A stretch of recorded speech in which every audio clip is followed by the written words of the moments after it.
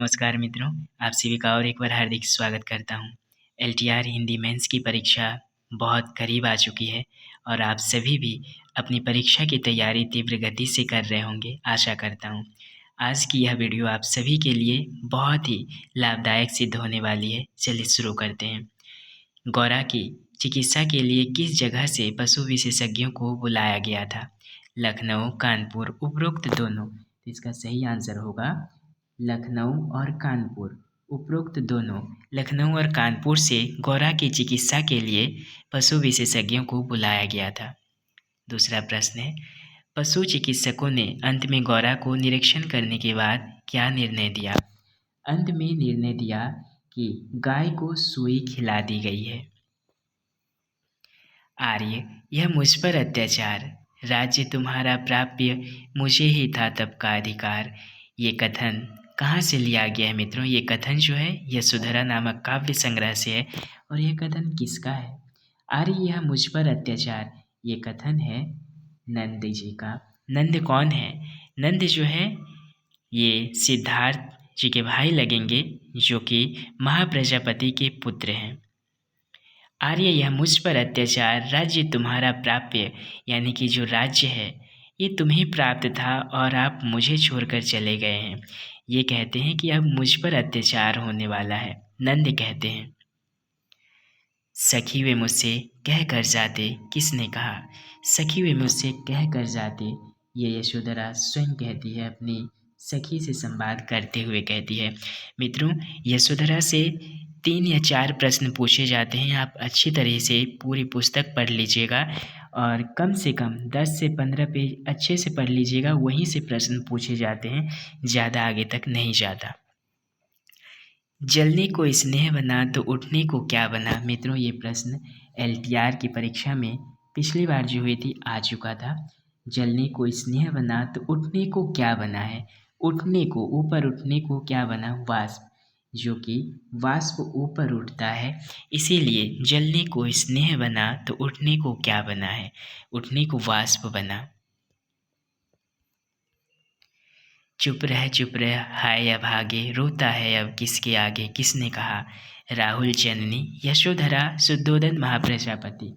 आप इसमें कन्फ्यूज नहीं होइएगा। चुप रह हाय अभागे, यहाँ एक माँ अपनी बच्चे को चुप कराते हुए कहती है कि तू अभागा है। ये यशोधरा कहती है कि राहुल जननी कहती है?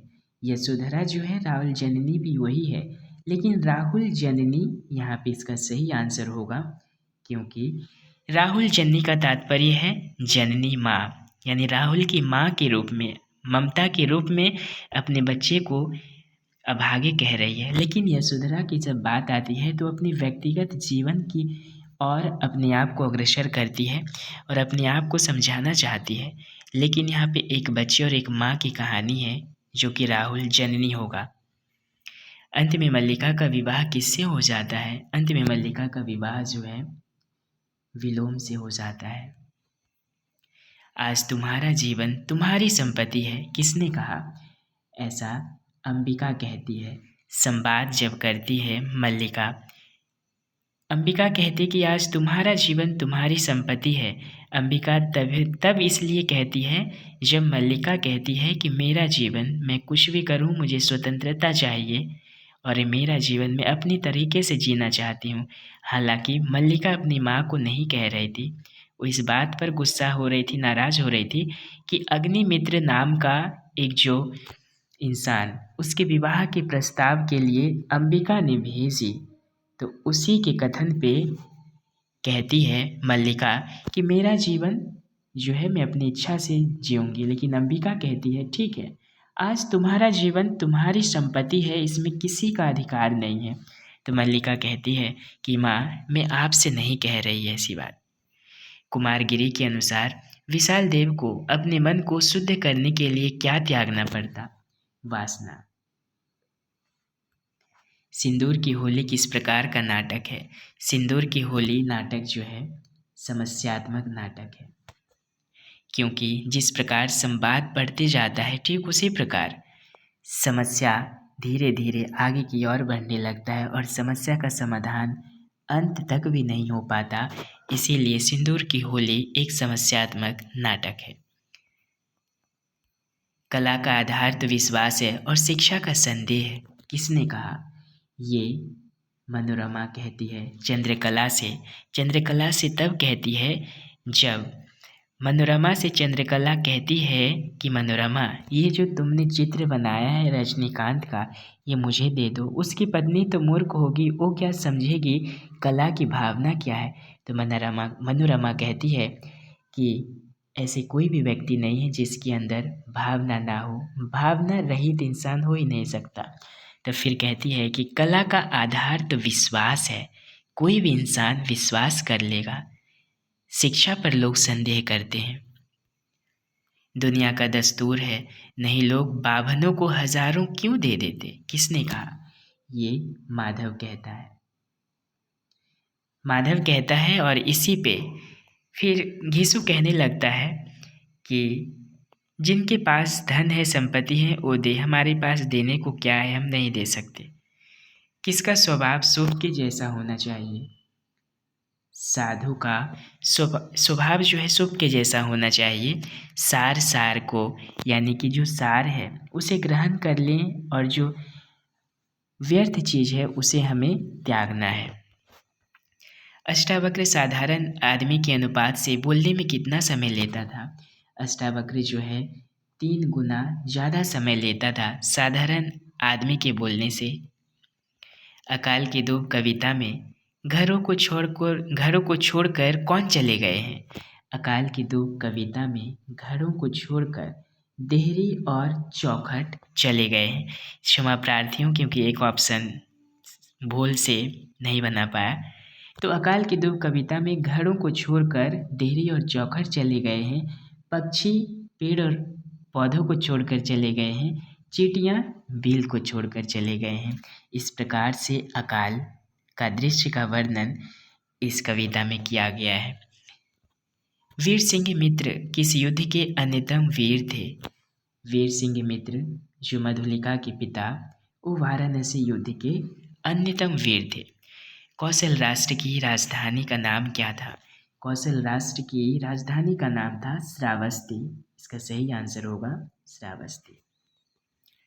मित्रों, आप सभी को परीक्षा की ढेर सारी शुभकामनाएं। परीक्षा के अंतिम क्षणों तक भी निरंतर प्रयासरत रहिएगा और एक सीट इस बार लेकर रहिएगा। मेरे तरफ से पुनः हार्दिक शुभकामनाएं परीक्षा की। सारा खेत सफाया होने का हल्कू ने क्या बहाना बनाया था? हल्कू ने बहाना बनाया था पेट दर्द का। किसका? पेट दर्द का। हल्कू का सारा खेत किस जानवर के झुंड ने साफ कर दिया था? नील गाय। किसने साफ कर दिया था? नील गाय। चंपा को किसने बंदी बनाया था? चंपा को वणिक मणिभद्र ने बंदी बना लिया था। चंपा द्वीप छोड़कर क्यों नहीं जाना चाहती थी? चंपा द्वीप छोड़कर पिता की स्मृति में, पिता की सेवा हेतु, वहाँ की प्रजा की सेवा हेतु। तो चंपा द्वीप को छोड़कर इसीलिए नहीं जाना चाहती थी क्योंकि जिस द्वीप में थी वहाँ की प्रजा की सेवा करना चाहती थी, इसीलिए उस द्वीप को छोड़कर नहीं जाना चाहती थी। हवा किनमें साफ छन कर निकल जाती थी? हवा बबूल में साफ छन कर निकल जाती थी। ये तत्सत कहानी से लिया गया है और इसके कहानीकार हैं जैनेन्द्र कुमार जी। मैं बेचारी क्या बतला सकती हूँ दादा? किसने कहा? कौन अपने आप को बेचारी कहती है? घास। बेचारी, बेचारी से तात्पर्य यहाँ पे स्त्रीलिंग का प्रयोग हुआ है, तो स्त्रीलिंग जो है सांप तो पुल्लिंग है, इसीलिए कहती है मैं बेचारी क्या बतला सकती हूँ दादा। तो ये घास कहती है कि मैं वन के बारे में कुछ नहीं जानती, मैं नहीं बतला सकती। बिल्ली की हत्या और आदमी की हत्या बराबर है। किसने कहा? ये मिस रानी ने कहा कि बिल्ली की हत्या और आदमी की हत्या दोनों बराबर है। पंडित को बुलाने कौन गई थी? जब बिल्ली की हत्या जब खबर आया तो फिर पंडित को बुलाने कौन गई थी? पंडित को बुलाने महरी गई थी, हालांकि बिल्ली मरी नहीं थी। चुंगी दफ्तर का नाम किन भाषाओं में लिखा गया था? कितने भाषाओं में लिखा गया था? तो 3 भाषाओं में लिखा गया था, हिंदी, अंग्रेजी और उर्दू भाषा में। साइन बोर्ड लगाकर कौन कंपाउंडर से डॉक्टर हो गए थे? साइन बोर्ड लगाकर कंपाउंडर से डॉक्टर कौन हो गए थे? सुखदेव बाबू साइन बोर्ड लगाकर कंपाउंडर हो गए थे, कंपाउंडर से डॉक्टर हो गए थे। सामनाथ की माँ के सब जेवर किसमें बिक गए थे? क्षमा प्रार्थी हूँ मित्रों, यहाँ पे सोमनाथ हो गया है, तो यहाँ पे होगा सामनाथ। सामनाथ की माँ के सब जेवर किसमें बिक गए थे? चिप की दावत करने में, सामनाथ की पत्नी के गहने के लिए, घर सजाने में, या सामनाथ की पढ़ाई में। तो इसका सही आंसर होगा सामनाथ की पढ़ाई में सामनाथ की माँ के सब जेवर बिक गए थे। मित्रों यहाँ पे भी मिस्टेक हुआ है, टाइपिंग सही हुआ था लेकिन फिर गलत हो गया, देख नहीं पाया। किसके लिए मेम साहब आराधना का केंद्र बनी हुई थी? सामनाथ के लिए, सामनाथ की पत्नी के लिए, माँ के लिए, देसी स्त्रियों के लिए। तो देसी स्त्रियों के लिए जो मेम साहब थी वो आराधना का केंद्र बनी हुई थी। माँ चीफ को कौन सा गीत सुनाई थी? भजन, प्रेम का, विवाह का गीत सुनाई थी। विवाह का गीत जो है सुनाई हुई थी, और इस गीत को आप अच्छे से पढ़ लीजिएगा, जो कि 3 पंक्तियों का गीत है। ये भी वहाँ पे जिक्र किया गया है कि 3 पंक्ति के गीत सुनाई थी माँ चिप को। सुनंदा जब अकेली होती है तब उसका मन कहाँ पहुँच जाता था? कहाँ पे? बच्चों के अभाव पर, क्योंकि वो जब अकेली होती है तब उसका मन बच्चों के अभाव पर भी जाता है। जो बच्चा बेपरवाही के कारण चला जाता है और कालिंदी चरण और सुनंदा के घर को सोना कर जाता है। क्रोध का लक्ष्य क्या होता है? क्रोध का लक्ष्य है दूसरों को दुख पहुंचाना, जिसने आपका हानि पहुंचाया हो, जो आपको दुख दिया हो।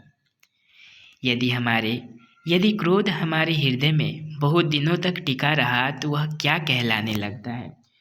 वह वैर कहलाने लगता है। यदि हम किसी के प्रति क्रोध तुरंत प्रकट कर देते हैं तो वो वैर नहीं होता, बल्कि अगर हमारे अंदर क्रोध ज़्यादा समय तक टिका रहता है तो वो वैर में बदल जाता है, दुश्मनी में बदल जाता है।